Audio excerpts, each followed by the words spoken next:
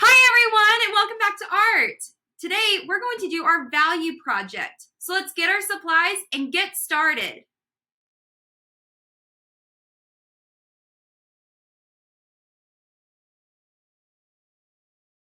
All right, once you have all your supplies, paper, pencil, colors, a circle to trace, and your art notebook, we're ready to start.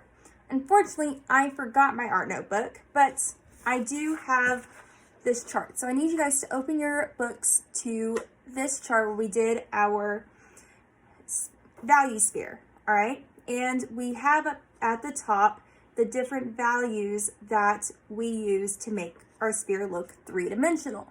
So take a look at that. And I'm gonna have mine out so I can look at it. So what we're going to do first is we're gonna take our big circle, our large circle, and we're going to trace it, all right? That way we know that we have a good big circle. Next, we're going to draw a table for the sphere to be sitting on. So we're gonna draw a horizontal line on either side of the sphere to make it look like it is sitting on a table. And y'all remember, we need to have a light source. So very lightly, I would like you to put a little triangle or half triangle with a curved line. So I'm putting my light source in the top left corner, but you can put yours on the other side if you wish. So what we're going to do is we're going to first map out where each of our values are going to go. So remember, the lightest point is called the highlight, and that's where the light is directly hitting our sphere. So we're just going to draw, so my light is over here, and it's coming straight and hitting this sphere. So we're going to draw a oval shape inside of our circle. And I'm just doing that very lightly. I'm not putting pressure down at all. Remember, so we're not going to be putting any pencil markings in there. Next, let's mark out where the mid-tone value goes. And the mid-tone value is the middle value of our sphere, and it's going around our highlight. So we're going to draw a dashed curved line going just like that. All right, so this is going to be our mid-tone. Now let's mark out where our core shadow and our reflected light is going. So our core shadow is going to be this chunk right here, and then right down here near the bottom of our sphere is going to be our reflected light, because light goes in a straight line, it doesn't bend. So it's coming down past the sphere, hitting the table, and coming back up and hitting the sphere. So we're going to draw down here another dashed curved line. So we have our sphere all mapped out. Now we need to then draw a cast shadow, and that's the darkest point of our sphere. So this is going to be our cast shadow. So it's just going to draw a line like that. My cast shadow is going to be going off the page. Yours can go off the page, or it can be completely on the page. So this is my mapped out value sphere. Now I'm going to take a look at these values that we did in our art notebook, and I'm going to be placing them inside of each of these sections on our sphere we just drew. So remember, our highlight, we don't put anything there, but our mid-tone is our middle value. So I'm going to lightly, always start out light because you can always put more down. I'm just going to go all around this sphere. Well, not the whole sphere, just around the highlight. That's what I meant to say. And I'm going to stop at this dashed curved line that we made. All right. And you notice how I'm holding the pencil? I'm not holding it like how you would write. The pencil, I'm grabbing it with these two fingers, my thumb and my pointer finger, and I'm holding it with the rest of my three fingers. So I'm gripping it like this. And I'm just going back and forth. And this allows you to get a good value shade on this, so you're not making it too dark, because you can always, if you want to make it a little darker, you just add a little more pressure to it. All right, that's pretty good. Now let's do our core shadow. And it's the second darkest part of our sphere, so we're gonna be pressing harder.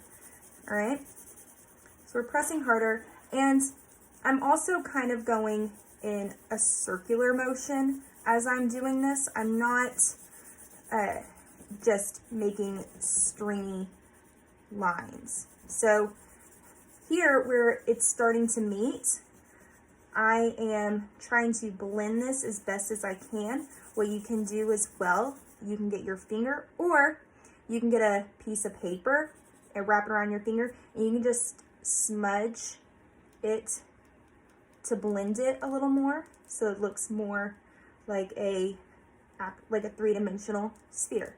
You'll get a little dirty, but that's what's fun about art, right? We can get dirty. It's all good.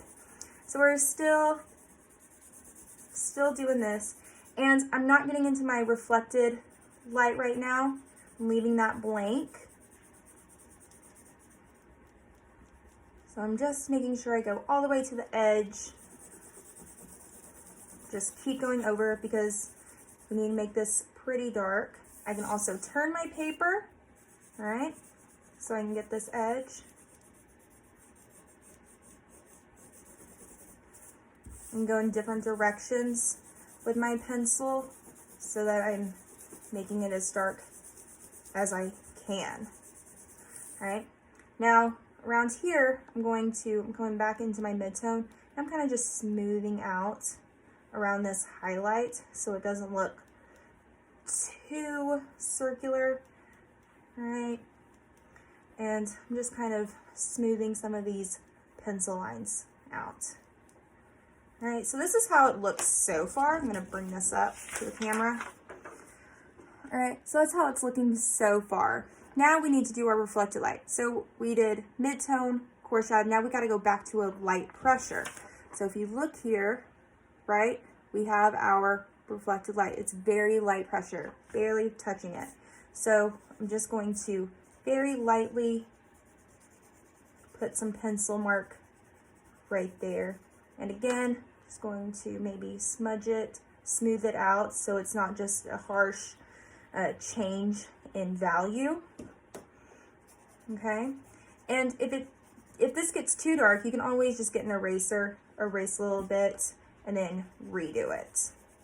Okay, here we go. And then this part is our core, or not core, our cast shadow, and this is going to be the darkest point.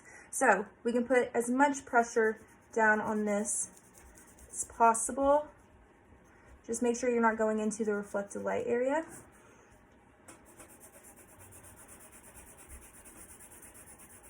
And I'm just I changed my pencil grip a little bit, almost like I'm writing, but I'm just getting a different angle on it.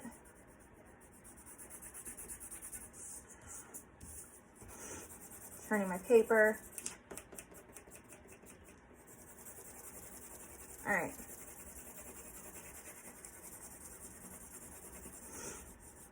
I'm just following this, going off the page.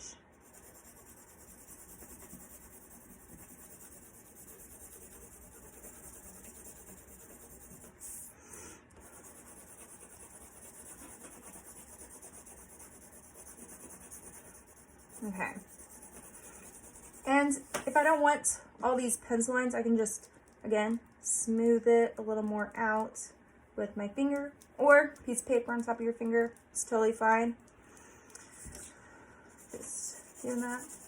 All right, wonderful. So now on my value sphere, I'm going to erase my light source because I don't need that anymore. And it should erase pretty easily if you drew it very lightly. So there is my value sphere. Looks really good. I'm very happy with that. Now, you're probably wondering, well, why do we need colors? Well, with your colors, what I'd like you guys to do, I think this would be fun, we're going to just decorate the rest of our picture with colors. So we're leaving this gray with our values, and then we can decorate this however we want. So I'm going to speed this part up to show you what I did to decorate my the rest of my paper, you guys can do it however you want.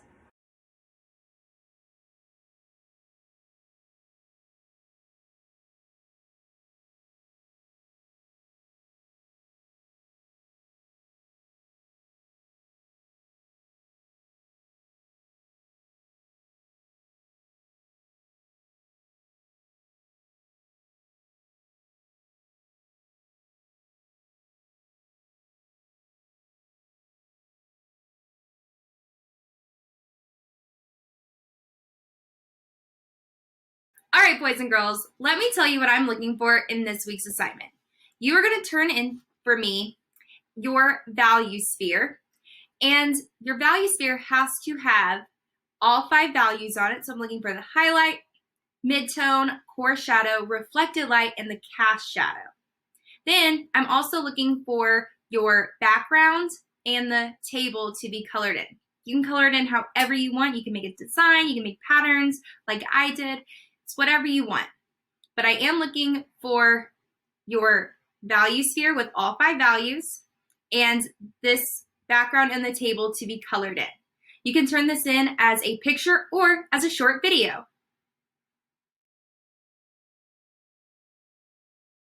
All right, boys and girls, this is the end of my video. I had so much fun creating this project with you guys. I can't wait to see what they look like. See you next time.